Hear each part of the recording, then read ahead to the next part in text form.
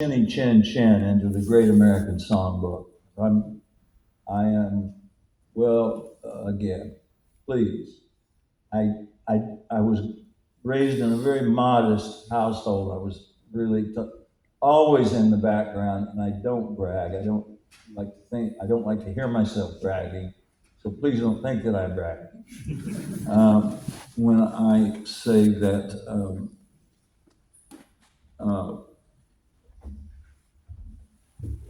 I was the youngest American ever inducted into the Songwriters Hall of Fame.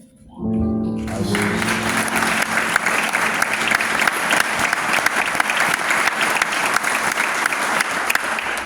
was 39 years old. And the reason for that is because a lot of my writing was for people like Mr. Sinatra, Tony Bennett, Barbra Streisand, who am I trying to think of? Honey, Judy Garland's daughter. Liza Minnelli.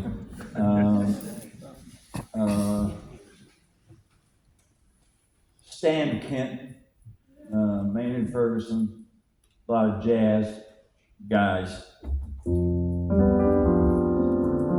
And I was pretty much thought of as a much older guy than I really was. Without people would judge you without thinking and say, oh, well, he wrote that song for Mr. Frank Sinatra. He must be like as old as Frank Sinatra. He's a kid. I met him, and the reason I keep calling him Frank Sinatra is not to annoy you. It's because when I was a teenager and I met him, he was Mr. Sinatra. You know what I'm saying? That's the way I was raised in the Midwest, in a farming, agrarian background. Older people were revered and respected and were Mr. and Mrs., and therefore Mr. Sinatra. And as I got older, I continued to call him Mr. Sinatra first, I think out of respect and habit.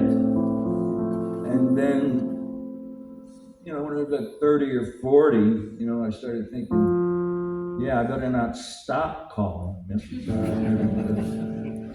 I might end up in a dumpster up on the Pelham Parkway. Okay, that's my one Italian joke. My wife's Italian. Her forebears are from Sicily. So I get one Italian joke per show.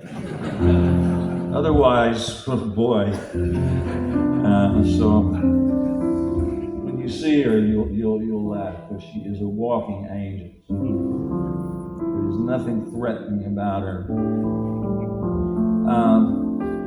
Anyway, so a very young Jimmy Webb sits with a much older, mature Mr. Frank Sinatra, and he sits in a big chintz armchair and he smokes a cigarette every once in a while. He's a very gentle guy. He answers the door in his bathrobe. So, oh, hi, kid, come on in, go in and sit down. He pours himself a couple of fingers of Jack Daniels. He was a bourbon man. If you ever see a movie, see a movie and Frank Sinatra says, give me a scotch, don't believe it. Don't watch that movie. He was a Southern bourbon man all the way, and so was I. And even though I did not drink or smoke or misbehave around him in any way, I just played music. And every once in a while he'd say, he said, that's pretty good. That might be one, kid. And then I'd play for another hour, and he'd say, whoops. See, that's not quite done, is it? And so that was kind of our relationship, many, many years. And I sort of never told him this, but I learned to love him. I really did learn to love him. One day he was telling me, he he would inform me about the wisdom of the world. One day he said to me, he said, "Kid, did you ever carry the big torch?" And I said, "Gee, Mr. Sinatra, I'm not sure. I don't know whether I'm not sure what the big torch is." He said, "Oh, well, you're going to find out." He said, he said, "Oh boy, are you going to get it, kid?" And at first, I sort of had it confused with the lady in the heart, that song, that great intro that goes, "Now I know how the lady in the harbor feels." Wonderful line. That was about the torch. And eventually, I did meet my lady in the harbor. She was British. She was married. And fell deeply and hopelessly in love with her, even though she was the biggest liar that ever walked the face of the earth. She was Miss World. She was, she was irresistible in that regard.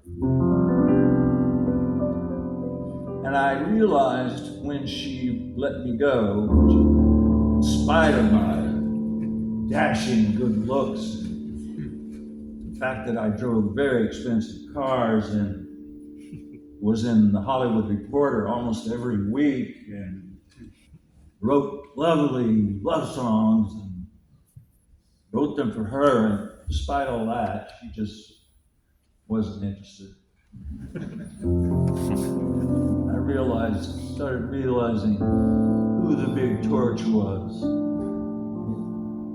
It was, for Mr. Sinatra, it was a lady named Ava Gardner.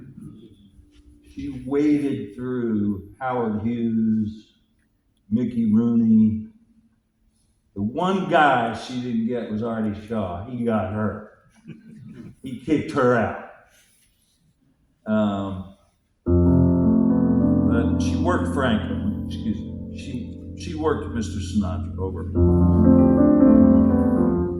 And he said one day while I was playing along, he said, "I think I'm going to cut that song." He says, "That reminds me of the big torch."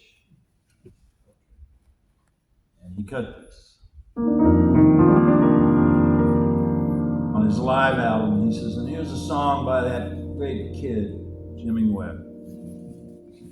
And he put me on the map. This time we almost made it. He says, didn't we, girl? This time we almost made some sense of it. Didn't we, girl? Excuse me.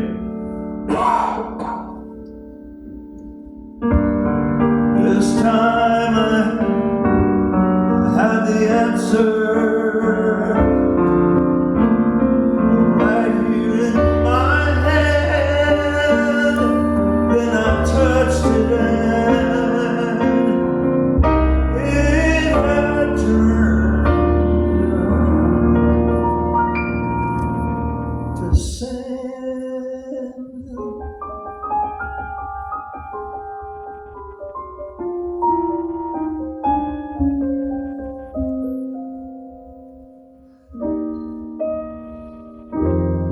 This time